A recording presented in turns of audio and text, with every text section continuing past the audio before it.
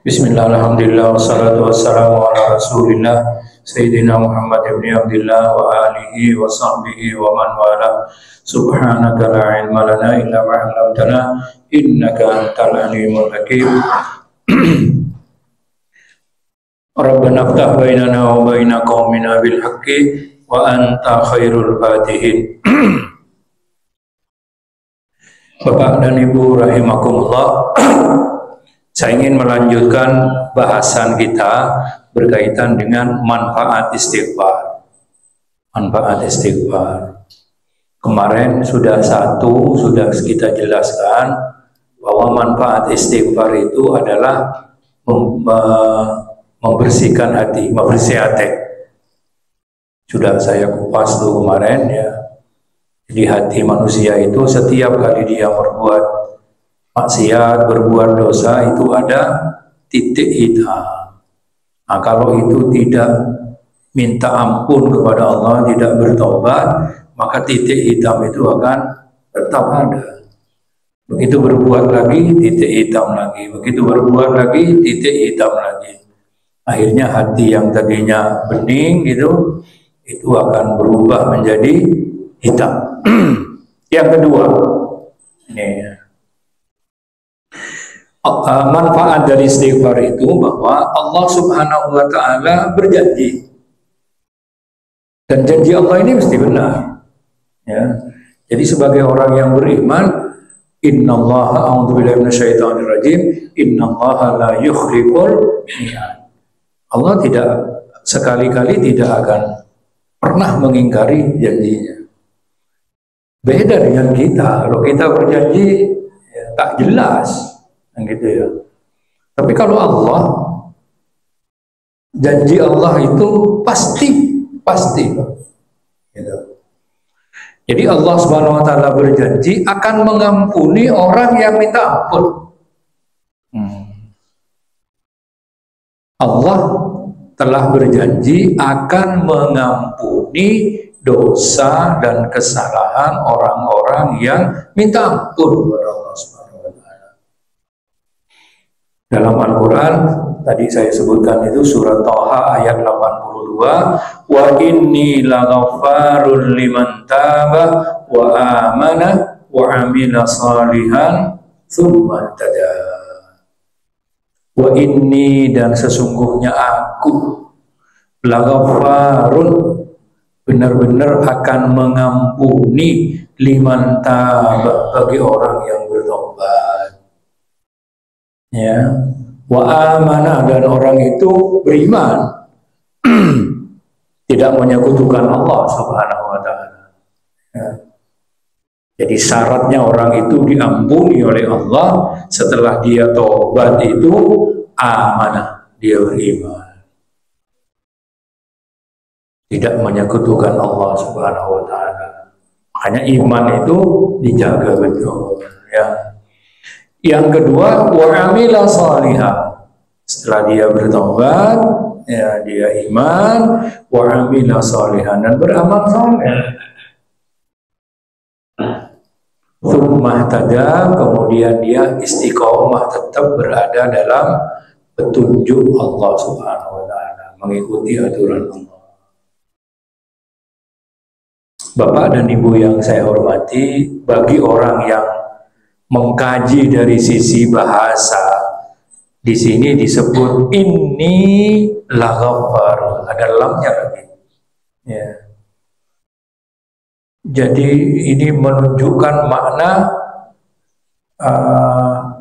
besar sekali curahan ampunan Allah, luas sekali ampunan yang Allah Subhanahu wa Ta'ala sediakan bagi hambanya.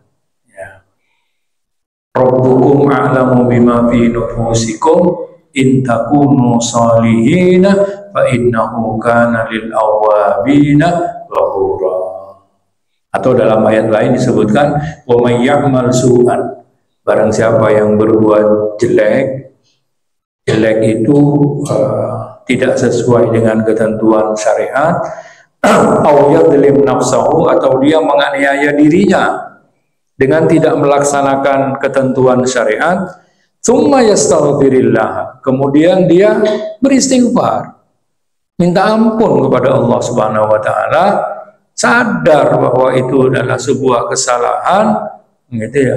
Yajidillaha ghafurur rahim. Dia akan mendapati Allah Subhanahu wa taala akan mengampuni dosa-dosa yang dia lakukan, dan Allah rahimah, maha kasih. Bapak dan Ibu yang saya hormati, jadi apabila ada seorang muslim yang bertauhid, ya, tidak menyekutukan Allah, dijaga keimanannya sampai akhir hayat, ya, dijaga, maka dosanya akan diampuni oleh Allah Subhanahu wa taala, seberapapun besarnya, ya, asalkan tidak menyekutukan Allah Subhanahu wa taala, ya. Dalam sebuah hadis riwayat Abi Dzar radhiyallahu an dari Nabi SAW, ini hadis qudsi, Rasulullah menjelaskan fima rawa anillah tabaraka wa ta'ala. Jadi Allah Subhanahu wa taala berfirman, ini sekali lagi hadis qudsi, jadi tidak ada di Al-Qur'an, ya. Ya ibadi, wahai hambaku, inni haramtu dzulma ala nafsi. Aku mengharamkan kezaliman itu pada zatku sendiri. Allah Subhanahu wa taala mengharamkan kezaliman itu pada zatnya sendiri. Wa ja'altumu bainakum muharrama. Dan aku jadikan kezaliman itu di antara kalian itu adalah sesuatu yang tidak boleh, haram. Jadi kezaliman itu tidak boleh, gitu. Allah mengharamkan kepada zatnya sendiri, dan Allah melarang kezaliman itu di antara hambanya. Fala tadzalamu, maka janganlah kalian berbuat zalim. Cekani aja, gitu ya. Dalam segala hal, cekani aja, Pak. Gitu. Apalagi bangga, Pak. Oh, ini bahaya, Pak, ya. Jadi bedoreng kani aja bangga itu dengan perbuatan aniayanya itu bangga. Oh, jangan. Ya. Ya ibadi, wahai hambaku, terusannya hadis qudsi ini, kullukum dhallun. Semua kamu itu sesat. Bahkan kafirnya sesat. Illa man hadaituhu, kecuali orang-orang yang aku beri hidayah. Ya. Artinya kalau kita nggak dapat hidayah dari Allah, sesat kita ini. Makanya hidayah itu selalu diminta, dicari. Gitu. Ya. Karena itu Allah SWT berfirman, fastahduni, mintalah kamu hidayah kepadaku. Ya. Ahdikum, aku akan memberi hidayah kepada kamu. Dalam sholat itu kita mesti minta hidayah, Pak. Ihdinas siratal mustaqim. Ini bacaan rukun. Gitu. Karena tanpa hidayah sesat kita ini, sesat itu artinya tidak berada di tempat yang semestinya, tidak melakukan sesuatu yang seharusnya, gitu. Ya. Fastahduni, mintalah kamu hidayah kepadaku. Ahdikum. Di setiap saat kita minta hidayah kepada Allah Subhanahu wa taala. Ya. Dalam doa kunut, Allahumma hdini fiman hadai. Ya Allah, berilah aku hidayah sebagaimana orang-orang yang telah Engkau beri hidayah. Dalam sholat, ihdinas siratal mustaqim. Ya Allah, berilah kami hidayah jalan hidup yang benar.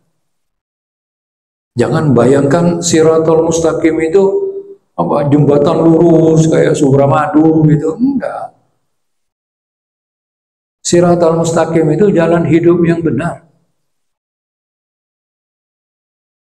Dari sekian banyak hamba Allah itu ada orang yang berada pada jalan hidup yang benar itu. Siratal ladzina an'amta alaihim. Jalan hidup orang yang telah Allah beri nikmat atas mereka. Siapa itu para nabi? Asy-syuhada, as-siddiqin, as-salihin. Itu tiru. Inilah orang-orang yang dapat hidayah dari Allah Subhanahu wa taala. Tiru ini. Ya. Para nabi, siddiqin, syuhada, salihin. Ya. Mintalah hidayah kepada Allah Subhanahu wa taala agar kita tidak sesat. Jadi yang kita cari ini dalam kehidupan ini adalah hidayah. Hidayah dari Allah Subhanahu wa taala. Yang kedua, ya ibadi kullukum ja'i'un illa man at'amtuhu. Wahai hambaku, kamu semua itu lapar. Kita ini tidak punya apa-apa.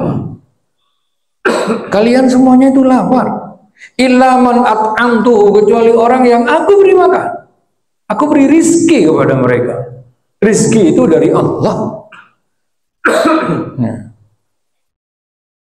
Fastat'imuni, mintalah kamu kepadaku. At'imkum, aku beri kamu.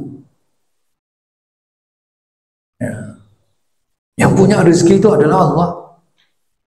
Tidak ada sampai sekarang ini, walaupun orang pandai itu lalu menciptakan sesuatu hasil penemuannya sendiri tanpa ada campur tangan dari ciptaan Allah. Tidak ada.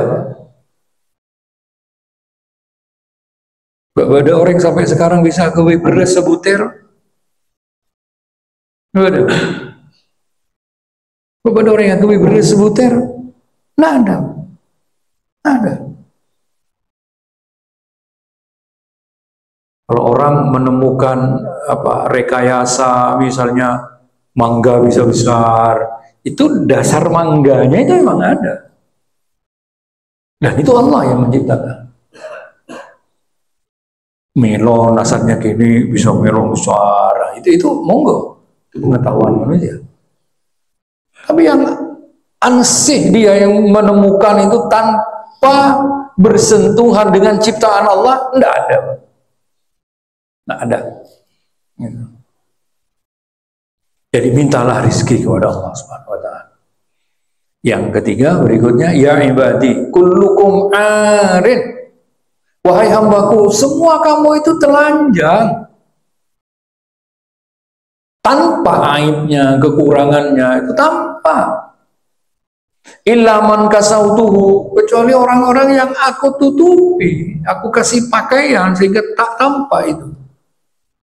Fastaksuni, mintalah kalian kepadaku, aksukum, aku akan beri kalian pakaian yang bisa menutupi aib, yang bisa menutupi celah, kan gitu. Ya. Cuma kadang-kadang kan kitanya sendiri yang mau membuka. Allah tutupi itu, dan Allah nyuruh kita untuk nutupi, kita yang buka. Aurat itu aib. Aurat itu segala sesuatu yang harus ditutupi. Loh kok kita yang buka? Gitu. Itu perintah untuk ditutup itu. Bukan dibungkus, Pak. Aurat itu ditutup, bukan dibungkus. Ada bedanya kan ya antara tutup dengan bungkus. Apa bedanya? Kalau dibungkus itu bentuknya itu tampak karena rapet. Gitu. Nah, gesare, itu bukan bukan ditutup, itu dibungkus. Jadi orang bisa mengira-ngira, oh ini besarnya segini, oh ini modelnya segini. Itulah sebabnya kalau kita nutup aurat kita itu tidak boleh ketat. Karena kalau ketat itu bukan menutup, itu membungkus namanya, padang. Lebih-lebih perempuan itu lebih harus longgar, tidak boleh. Jangan menjadi kasiat ariyat.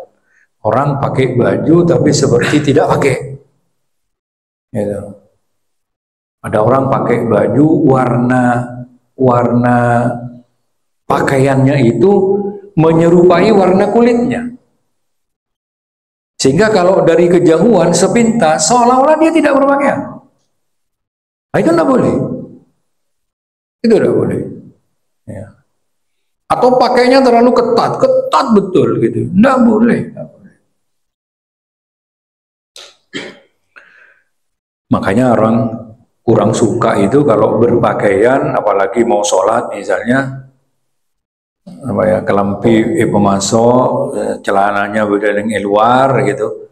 Itu kan bentuk-bentuknya kelihatan, itu biasanya kurang disukai. Bagus sudah budaya kita ini pakai sarung. Orang sarungan masa padang bentuk enggak padang. Kecuali mun sarung renyang. Gitu. Karena itu jangan cari yang tipis, cari yang tebal. Gitu. Saya pernah dulu waktu haji itu cerita yang mudah-mudahan bermanfaat. Itu kalau dulu di Mekah itu kan karena mungkin pengaturannya belum serapi sekarang, jadi soft itu kadang-kadang agak kocar-kacir di Masjidil Haram itu antara kaum wanita dengan bapak-bapaknya. Itu saya sholat di daerah Sa'i, dekat Marwah. Karena Sa'i kita begitu iqamah harus sholat, ya kita sholat. Nah di depan saya ini perempuan orang Indonesia ada 3 gitu. 3 atau 5 gitu. Orang Indonesia karena dia berbahasa Indonesia, orang-orang Jawa Barat gitu. Tidak terlalu tua. Lah rukunya ini bagus, berdilan Pak. Tapi tidak benar gitu. Tidak benarnya kenapa? Alobeng Pak. Oh iya, bordilannya itu alobeng. Sehingga kulitnya itu padat. Gitu. Begitu selesai sholat saya ingatkan, Mbak ini jangan pakai ruko seperti ini. Ini rukonya mahal memang. Saya yakin itu mahal. Tapi ini jadi tidak sah. Loh kenapa Pak? Loh ini tembus.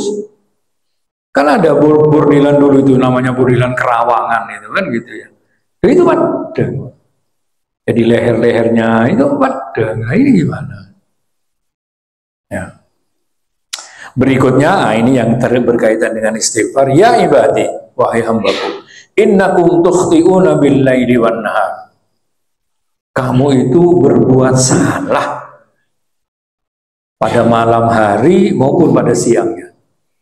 Artinya kita ini berbuat salah, tidak milih waktu, bisa jadi malam, bisa jadi siang harinya. Dalam 24 jam ini sangat mungkin kita membuat kesalahan, ya baik malam hari maupun siang harinya. Wa ana aghfirudz dzunuba jami'a. Allah. Dan aku akan mengampuni semua dosa-dosa. Aku mengampuni semua dosa. Fastaghfiruni, mintalah ampun kamu kepadaku, aghfirul lakum, aku ampuni. Para bapak dan ibu, para ahli bahasa ini mengkritisi ini dari susunan bahasanya. Jadi Allah Subhanahu wa taala menyebutkan khusus yang terakhir ini yang berkaitan dengan dosa itu dibalik, beda dengan yang sebelumnya. Kalau bapak dan ibu mengikuti penyampaian saya dari makna ini, ya khusus yang terakhir berbeda. Misalnya begini, yang pertama misalnya, wahai hambaku, kamu itu adalah dolun, sesat, kecuali orang yang aku beri hidayah. Maka mintalah kamu hidayah kepadaku, aku beri. Minta dulu, aku beri. Kan gitu ya. Yang kedua, kamu semuanya itu lapar, kecuali yang aku beri makan. Mintalah kamu makan kepadaku, aku akan kasih makan kamu. Nah. Yang ketiga, wahai hambaku, kamu semuanya itu terlanjang tanpa aib dan kekuranganmu, kecuali orang-orang yang aku beri pakaian. Mintalah kamu pakaian kepadaku, aku tutupi kamu, aku beri kamu pakaian. Nah, yang keempat ini yang berkaitan dengan dosa, tidak begitu. Wahai hambaku, Kalian berbuat dosa di malam dan siang harinya, dan aku mengampuni semua dosa. Maka mintalah kamu ampun kepadaku, aku ampuni. Ini menunjukkan bahwa jangan sampai seorang hamba itu putus asa dari mendapatkan ampunan dari Allah Subhanahu wa taala karena banyaknya dosa yang dilakukan. Ya. Kan didahulukan wa ana aghfiru dzunuba jami'a. Aku mengampuni semua dosa. Mintalah kamu kepadaku. Ya. Jadi jangan sampai seorang hamba itu putus asa dari memperoleh rahmat Allah Subhanahu wa taala karena banyaknya dosa yang dilakukan. Ya. Allah Subhanahu wa taala itu Maha Rahman, ya. Maha kasih kepada hambanya. Gitu. Ya. Kita yang berbuat salah di malam maupun di siang hari, Allah membuka pintu taubatnya, ya, lebar-lebar, gitu, ya.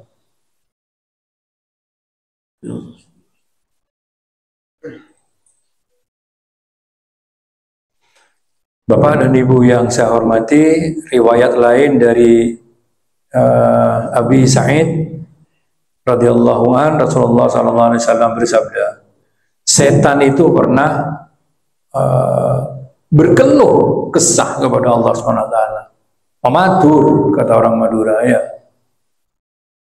Wa izzatika ya Rabb, demi kemuliaanmu ya Allah, aku tidak henti-hentinya akan senantiasa menggoda hamba. Karena setan memang diberi oleh Allah ya silakan diberi hak atau kewenangan untuk mengganggu kita. Maka setan itu menyampaikan kepada Allah bahwa dia akan senantiasa menggoda hambamu ya Allah selagi ruhnya masih di jasad. Artinya sepanjang hayat, sepanjang hidup kita ini, setan itu akan mengganggu. Gitu. Lalu Allah Subhanahu wa taala menjawab atau menyampaikan, wa izzati wa jalali, demi kemuliaanku dan keagunganku, la azalu aghfiru lahum, aku akan selalu mengampuni mereka, mastaghfaruni, selagi mereka minta ampun kepadaku. Paham ya, kalimat ini paham ya. Jadi setan bilang kepada Allah bahwa ya Rabb, aku akan menggoda manusia ini, hamba Allah, ya, selagi hidup. Sepanjang hidup itu akan diganggu oleh setan.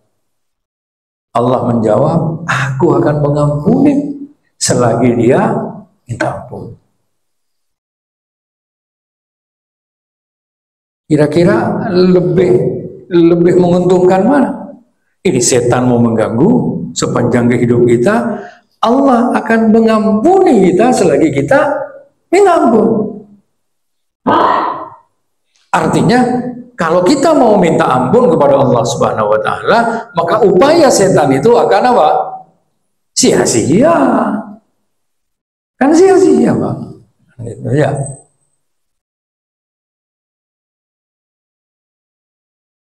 Bapak dan Ibu yang saya hormati, ada riwayat lain juga dari Imam Muslim, dari Abu Musa al-Asy'ari, riwayat Imam Muslim, innallaha azza wa jalla yabsutu yadahu bil laili, Allah Subhanahu wa taala membentangkan ampunannya. Ini tidak bisa diartikan secara literal ya. Terus kalau secara literal ini bagi orang awam itu bisa bingung ya. Bisa rusak juga imannya. Karena kalau diartikan literal ini, yabsutu yadahu itu membentangkan tangan. Nah, ini karena ini dinisbatkan kepada Allah, nggak bisa diartikan seperti itu. Innallaha azza wa jalla yabsutu yadahu bil laili. Allah subhanahu wa ta'ala membuka lebar-lebar pintu maafnya ya, pada malam hari untuk memberikan ampunan bagi orang yang melakukan pelanggaran di siang harinya. Jadi ada orang di siang hari dia melakukan dosa, malam harinya dia minta ampun kepada Allah subhanahu wa ta'ala. Allah membuka lebar-lebar pintu maafnya. Sekalipun para bapak dan ibu, seyogyanya orang itu bertobat itu segera, tidak ditunda-tunda. Tapi seandainya itu ditunda, tetap diterima oleh Allah Subhanahu wa taala. Jadi melakukan pelanggarannya, melakukan kesalahannya itu siang hari, tapi minta maafnya malam hari. Sebaliknya, wa yabsutu yadahu bin nahari, dan Allah Subhanahu wa ta'ala membuka lebar-lebar pintu maafnya di siang hari ya, liyatuba musi'ul lail, untuk memberi maaf, memaafkan, mengampuni orang-orang yang melakukan kesalahan pada malam hari. Jadi ada orang melakukan kesalahan malam hari, minta maafnya kelakuan, diterima oleh Allah Subhanahu wa ta'ala. Itu ya, kalau ibadah lain kan kalau tidak pada waktunya ya sulit kan gitu ya. Jadi kalau orang mengakhirkan telat minta maaf itu masih diterima oleh Allah Subhanahu wa taala. Sekalipun ini berisiko. Apa risikonya? Jangan-jangan kita tidak sampai kan gitu. Jadi ada orang melakukan kesalahan malam hari, dia mau minta maaf besok, ternyata dia tidak sampai besok, kan gitu ya. Hatta tatlu asyamsu min maghribiha. Jadi Allah Subhanahu wa ta'ala membuka lebar-lebar pintu ampunannya pada malam hari untuk memberi ampun bagi orang yang melakukan kesalahan di siang hari. Dan Allah membuka lebar-lebar pintu maafnya di siang hari untuk memberi maaf orang-orang yang melakukan kesalahan di malam hari. Sampai kapan? Sampai matahari terbit dari barat. Maksudnya apa? Kiamat. Karena tanda-tanda awal kiamat itu matahari nanti terbitnya dari barat. Sebegitu gitu ya, peluang ampunan dari Allah Subhanahu wa ta'ala gitu ya, sampai matahari terbit dari barat. Matahari terbit dari barat itu artinya tanda-tanda awal terjadinya kiamat. Kalau sudah matahari itu terbit dari barat, kalau ada orang yang mau minta ampun kepada Allah, maka permintaan ampunannya ditolak oleh Allah Subhanahu wa ta'ala. Misalnya kita menangi kan gitu ya, terus matahari terbit dari barat, lalu kita ya Rab mau minta ampun kepada Allah, tidak bisa sudah. Karena apa? Karena waktunya udah habis. Yauma ya'ti ba'du ayati rabbika la yanfa'u nafsan imanuha lam takun amanat min qablu aw kasabat fi imaniha khaira. Al-An'am 158. Ya. Jadi orang yang tidak pernah minta maaf kepada Allah Subhanahu wa taala, lalu tiba-tiba di saat matahari terbit dari barat lalu dia mau minta maaf, tidak bisa. Pintu tobat itu sudah ditutup ya. Atau ada orang mau beriman kepada Allah pada hari itu, padahal hari-hari sebelumnya dia tidak beriman, ini juga nggak bisa. Karena tahu matahari dari barat lalu mau beriman, nggak bisa. Nggak bisa. Karena itu mumpung mataharinya belum terbit dari barat itu. Kan kita tidak tahu kapan terbitnya dari barat. Kita tidak tahu. Ini pintu lebar-lebar dibuka oleh Allah Subhanahu wa Ta'ala kepada kita. Juga ada batas di mana pintu taubat itu ditutup qabla ghargharatil maut, sebelum saat-saat akhir kehidupan. Artinya di saat orang sudah akan meninggal, sudah dalam kondisi sakaratil maut. Di saat nyawa sudah ada di kerongkongan. Katanya orang Madura itulah ngerok sudah. Ya. Jadi kalau orang meninggal itu, kalau orang akan meninggal itu, di saat nyawa itu sudah perlahan, maka di saat nyawa itu sudah sampai di kerongkongan, orang itu berada dalam kondisi antara sadar dan tidak sadar. Ya. Nah, saat itu pintu taubatnya tutup. Nah, sekali lagi Bapak dan Ibu, kita juga tidak tahu kapan roh kita ini sampai di kerongkongan. Kita nggak tahu. Jangan nunggu. Gitu. Ya. Karena ya, kita tidak tahu. Inilah Bapak dan Ibu yang saya hormati, sungguh luar biasa. Ya. Allah Zat yang Maha Kasih, nisr hamba, sehingga Allah Subhanahu Wa Ta'ala memberikan peluang luar biasa. Ya. Terakhir satu riwayat lagi saya sampaikan. Dari Abi Hurairah radhiyallahu an, ini juga hadis qudsi, ya. Rasulullah bersabda, "Fima yarwihi an Rabbih azza wa jalla."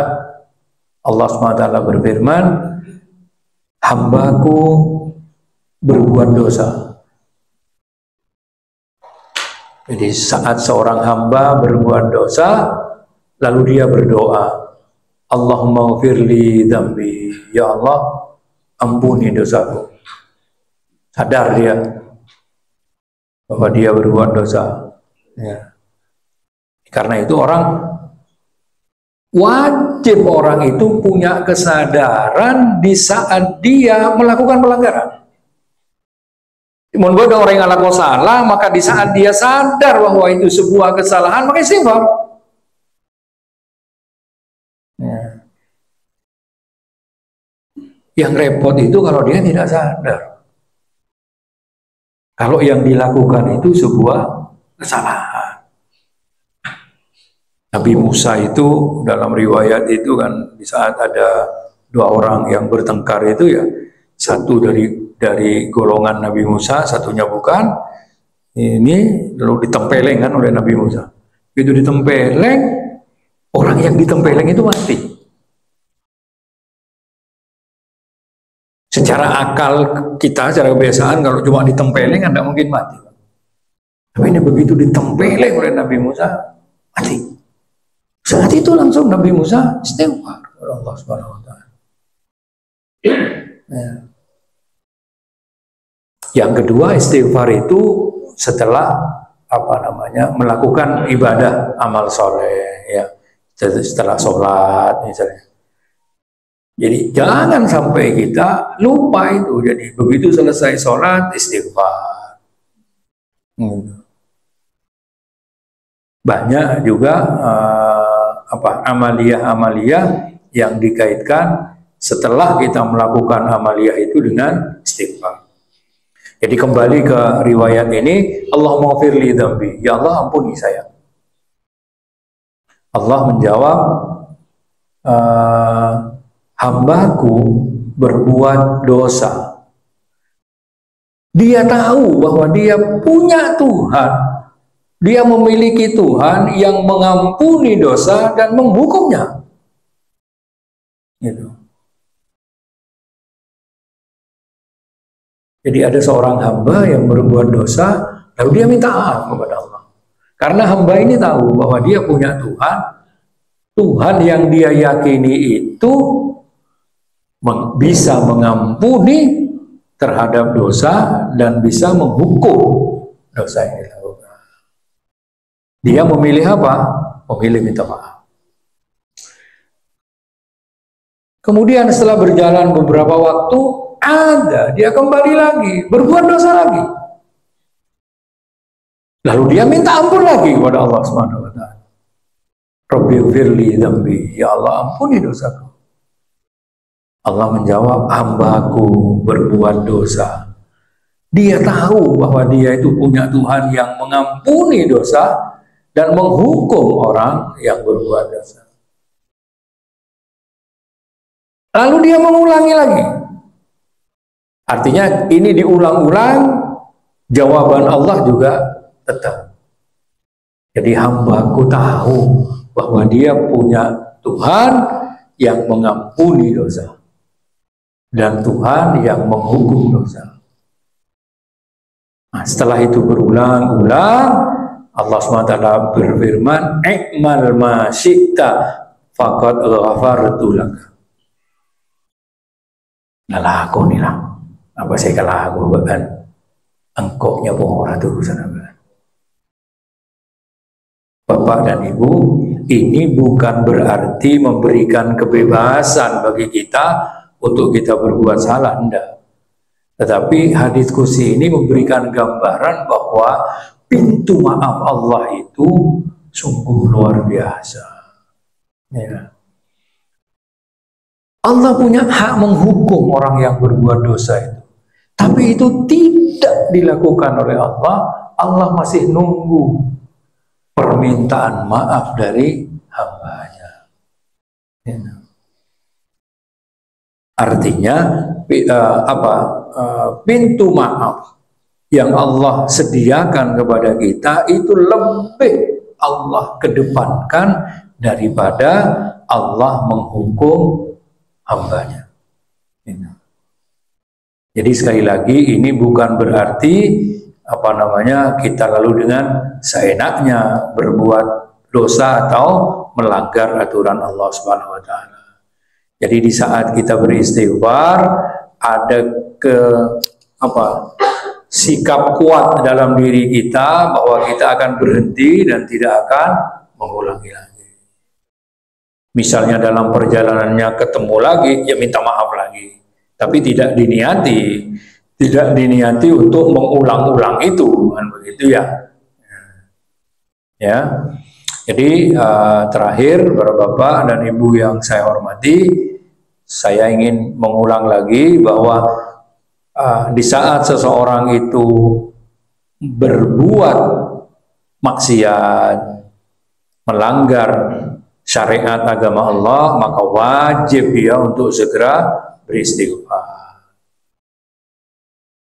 Dan istighfar itu juga sangat-sangat dianjurkan atau menjadi tuntunan setelah amal soleh. Ya, misalnya istighfar setelah sholat, pada saat azan, antara azan dan iqamah, ya, pada saat perang. Dan yang paling utama ya, jadi sholat istisqa misalnya kan gitu ya. Dan yang paling utama kita memohon ampun kepada Allah Subhanahu wa taala itu di waktu menjelang subuh. Ya. Itu yang disebut dengan waktu sahur. Wabil ashari hum yastaghfirun. Atau di ayat lain wal mustaghfirina bil ashar. Bapak dan Ibu, di saat sepertiga akhir dari malam menjelang waktu masuknya waktu subuh, Allah Subhanahu wa taala, nah ini kalau menurut bahasanya, jadi setiap malam di akhir menjelang akhir sepertiga malam, Allah Subhanahu wa taala turun ke langit dunia. Maksudnya ini rahmat Allah Subhanahu wa taala sangat dekat dengan kita. Ya. Di Di situ Allah Subhanahu wa taala berfirman, "Man yad'uni fa'astajibu lahu." Siapa yang berdoa kepadaku, akan aku terima doanya. Berbeda orang minta sepora dekat sengkok, engkau nyepora. Berbeda orang minta dekat sengkok, engkau bakal beri. Jadi ada 3 itu, kan gitu ya. Adakah orang yang berdoa kepadaku, akan aku istijabah doa mereka. Adakah orang yang meminta kepadaku, akan aku beri permintaan mereka. Adakah orang yang meminta ampun kepadaku, aku ampuni dia. Aku ampuni dia. Oleh karena itu manfaatkan waktu sebelum subuh ini. Sebelum subuh ini, ayo. Yang belum biasa, dibiasakan. Gimana caranya? Pakai beker. Memang hari-hari ini agak berat karena subuhnya pagi sekali. Gitu. Subuhnya itu 3:30 lebih sedikit apa 3:30 kurang sedikit? 3:30 kurang sedikit, ya. Artinya sangat-sangat pagi sekali. Ya usahakan, ya ayo pakai beker. Gitu.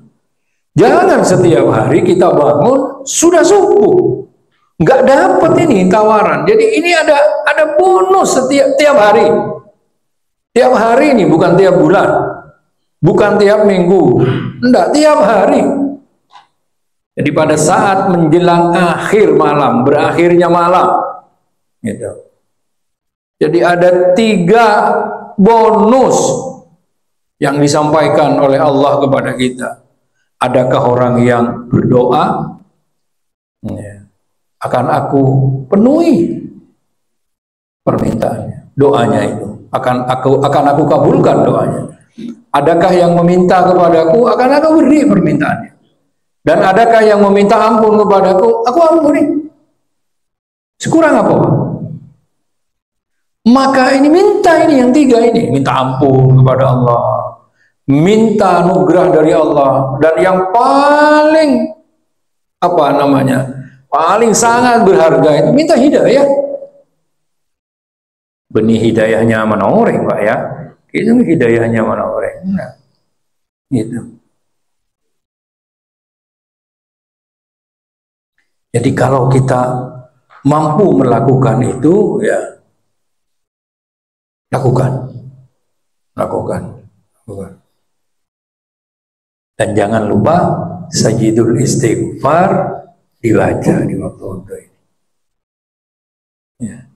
Sajidul istighfar. Allahumma anta rabbi la ilaha illa anta khalaqtani wa ana 'abduka wa ana ala ahdika wa wa'dika mastata'tu a'udzubika min syarri ma sana'tu abu'u laka bi ni'matika alayya wa abu'u bi dzambi faghfirli fa innahu la yaghfiru dzunuba illa anta. Kalau belum hafal, hafalkan. Berusaha untuk bisa hafal. Gitu. Ya. Subhanakallahumma wa bihamdik asyhadu an la ilaha illa anta astaghfiruka wa atubu ilaik. Assalamualaikum warahmatullahi wabarakatuh. Waalaikumsalam warahmatullahi wabarakatuh.